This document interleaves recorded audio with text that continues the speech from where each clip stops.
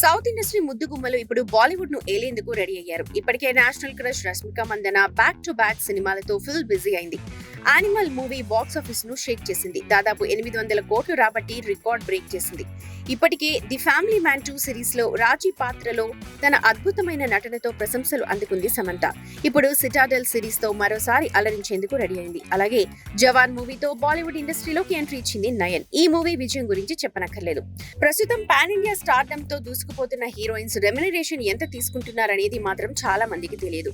ఇప్పుడు హీరోయిన్స్ సైతం హీరోలకు సమానంగా పారితోషికం తీసుకుంటున్నారు. ఈ ఏడాదిలో అత్యధిక రెమ్యునరేషన్ తీసుకున్న టాప్ 5 హీరోయిన్స్ ఎవరో తెలుసుకుందాం. నయనతార తెలుగు, తమిళ్, కన్నడ ఇండస్ట్రీలో స్టార్ హీరోయిన్. అగ్ర హీరోలందరి సరసన నటించి మెప్పించింది.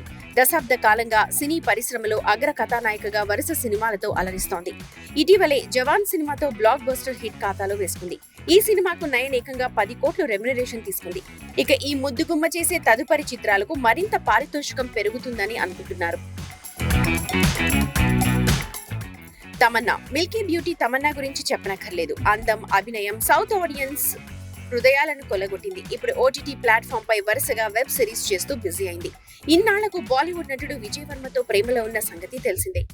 ఇక తమన్నా రెమ్యునరేషన్ విషయానికొస్తే ఒక్కో సినిమాకు 5 నుంచి 7 కోట్ల వరకు పారితోషికం తీసుకుంటోంది. సమంత టాలీవుడ్ ఇండస్ట్రీలో టాప్ హీరోయిన్లలో సమంత ఒకరు. ఇటీవలే ఖుషీ సినిమాతో సూపర్ హిట్ అందుకుంది. కానీ ఆరోగ్య సమస్యల కారణంగా ఇప్పుడు సినిమాలకు బ్రేక్ తీసుకున్న సంగతి తెలిసిందే. త్వరలోనే సిటాడెల్, చెన్నై స్టోరీస్ సినిమాలతో మరోసారి ఆడియన్స్ ముందుకు రాబోతోంది. అయితే ఒక్కో సినిమాకు శామ్ 4 కోట్ల రెమ్యునరేషన్ తీసుకుంటోంది.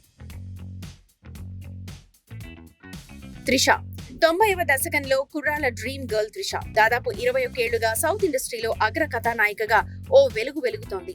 4 పదుల వయసులోనూ బ్యాక్ టు బ్యాక్ సినిమాలతో ప్రేక్షకులను అలరిస్తోంది. ఈ ముద్దుగుమ్మ ఇటీవలే లియో సినిమాతో మరోసారి భారీ విజయాన్ని అందుకుంది. తన నెక్స్ట్ ప్రాజెక్ట్ కోసం దాదాపు 5 కోట్ల రెమ్యునరేషన్ తీసుకుంటోంది.